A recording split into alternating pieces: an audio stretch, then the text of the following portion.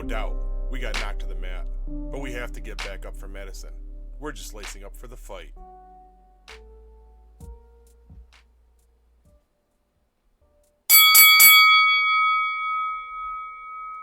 Thanks for tuning back in. I'm Paul Showens, and this is round 7 of the fight. When we last talked, I mentioned CHOP. So, CHOP is the Children's Hospital of Philadelphia. It's where Dr. Messing suggested we head next. He told us that there is a clinical trial currently active there, and its focus was on Alexander disease. So to give you an idea of exactly what CHOP is all about, I'm going to read you the description directly from their website. Children's Hospital of Philadelphia is the nation's first hospital devoted exclusively to the care of children. Since our start in 1855, CHOP has been the birthplace for countless breakthroughs and dramatic firsts in pediatric medicine. Built on a foundation of delivering safe, high-quality, family-centered care, the hospital has fostered medical discoveries and innovations that have improved pediatric healthcare and saved countless children's lives. The clinical trial is hosted at CHOP's Leukodystrophy Center. Once again, I'll read right from their website. The Leukodystrophy Center at Children's Hospital of Philadelphia provides comprehensive clinical care, diagnostic testing, and the most advanced treatments available to infants, children, and adolescents with inherited white matter diseases. For newborns identified through neonatal screening as being at risk of having leukodystrophy, and for children diagnosed prior to the onset of symptoms, we plan to deliver potentially curative therapies. Our goal is to create standardized methods of treatment for leukodystrophy, including bone marrow and stem cell transplantation and gene therapy. For children and adolescents who are already living with the complex challenges of conditions such as metachromatic leukodystrophy, adrenal leukodystrophy, Krabbe disease, and Alexander disease, we will provide state-of-the-art multidisciplinary care. We will also pursue research that leads to clinical trials, new treatments, and potential cures. I'm going to read this part as well on why there's a need for the center. Several states have expanded newborn screening to identify infants and young children with leukodystrophies. CHOP anticipates this expanded screening will identify 4 newborns per week in the region who are at risk of having leukodystrophy. As these newborns are discharged from local hospitals, they will be referred to CHOP and other designated facilities. At CHOP, our metabolic team will conduct expedited testing on these children to determine if they are actually affected by the disease. Those who are affected will then be seen in our comprehensive leukodystrophy center, where they will have access to state-of-the-art diagnostic imaging studies and integrated care from top specialists across CHOP. The Children's Hospital of Philadelphia is home to one of the largest pediatric neurology divisions in the world. We also have a world-class metabolic disease center, the ability to perform the latest genetic sequencing, and expertise in bone marrow and stem cell transplantation. Here, your child will benefit from our expertise in managing complex conditions such as leukodystrophies, as well as our ongoing research into new treatments and potential cures for these diseases. Without question, it's exactly where Madison needs to be, and Kristen made sure she would be. Contact was made and paperwork was submitted to join the clinical trial. It didn't take long to have our case reviewed and get a response. They accepted Madison into the trial very quickly.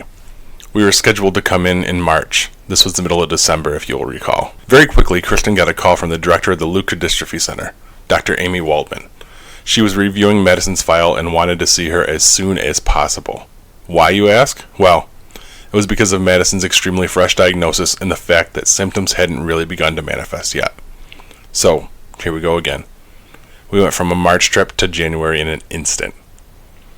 All the familiar scrambles started again. We received our itinerary from CHOP, and we would be there for nearly a week. We would arrive on Tuesday for 3 full days of appointments and leave on Friday after the final appointment. All of this is after a day trip to Rochester to meet our new child neurologist, Dr. Stone, at Strong Memorial Hospital.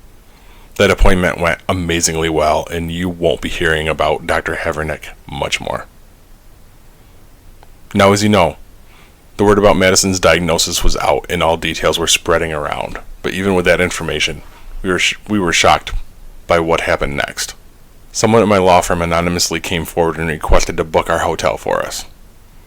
What to them was a minor thing was, in reality to us, a monumental gesture that will never be forgotten.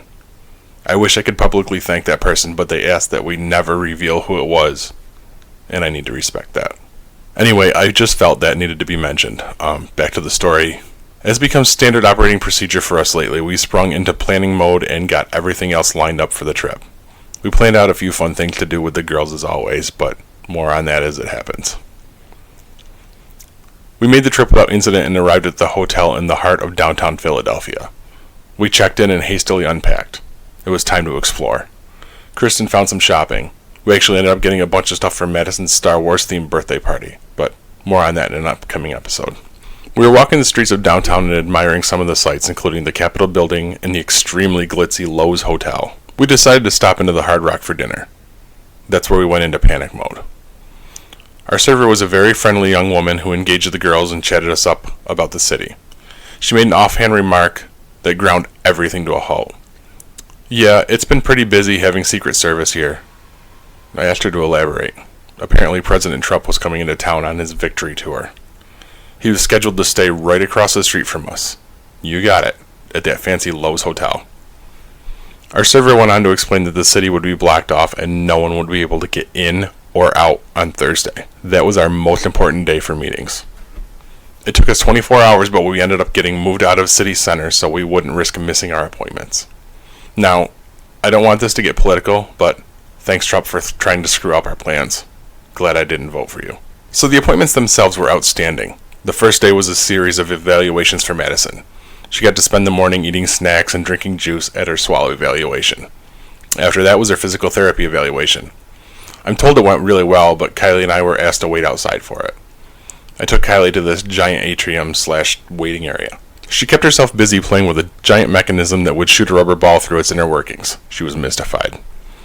As I sat there watching her, I noticed a hand-painted sign in a window a few floors above. I read it and immediately choked up, started crying. It simply read, "Hope lives here." I'll post the picture of the sign on the website. That evening, Shannon, Kristen's cousin, arrived. She lives in Pennsylvania and offered to come out and stay with us and entertain Kylie for the next day's appointments. By the time Shannon had arrived, I had reached critical mass on my anxiety and stress levels. She saw this and pulled me out of the hotel for a little while. We ended up at a pub a couple blocks away. The name escapes me, but it had an old-world Irish feel to it. We sat and talked over a pint. This was when I first started to think about making this podcast, and the boxing parallels were already bouncing around in my head. Everything solidified when I glanced up the bar and saw a pair of boxing gloves hanging from a shelf. I knew this was my sign. It was the universe telling me to do it. The next day, Shannon took Kylie out for a day of fun while we took Madison to our next day of appointments. We were ushered into a small evaluation room. We were told that the doctors would be in to discuss what they found from the previous day's findings and recommendations. It was a steady parade of people in and out of that room. Info dump after info dump. Madison would sit there pleasantly coloring or drawing, greeting everyone warmly. We were exhausted and sore by the day's end as the final appointment was set to arrive. This is the one we'd been waiting for. This is when Dr. Amy Waldman came through that door. Dr. Waldman is medical director of the Leukodystrophy Center and a pediatric neurologist. She's the one in charge of the study and the one we are putting all of our hopes on. And she did not disappoint. This woman is awe-inspiring. You can see it in her. She wants to save each and every one of these kids, and she refuses to let anything get in her way. She immediately connected with Madison and made her feel at ease. She told us they were kindred spirits, divas, both of them. That wrapped up our day. From there, we met Shannon and Kylie at the Please Touch Museum. The girls thoroughly enjoyed themselves throughout the museum, wandering through the Alice in Wonderland maze, working their way through the kid-sized town. After that, we went on a shopping trip and dinner to cap off the day. The next morning, we packed up the car, headed out to the final set of appointments before making the trip back. We left Philadelphia with a lot more knowledge and something we hadn't had in a while. Hope. Once we returned home, everything would change. Madison and her situation would be dragged out into the light for all to see. But we'll talk about that next time. Join me back here for episode 8, Helping Hands. Until then, I'm Paul Showens, and we're just lacing up for the fight.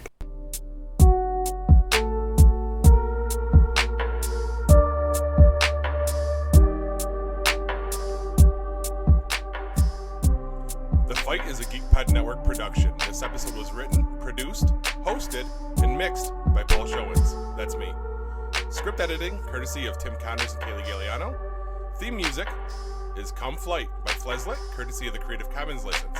If you like what we're doing here, leave us a review on iTunes or visit our website, www.thefight.geekpod.com, where you can reach out to us and find out much more about this awful, terrible disease.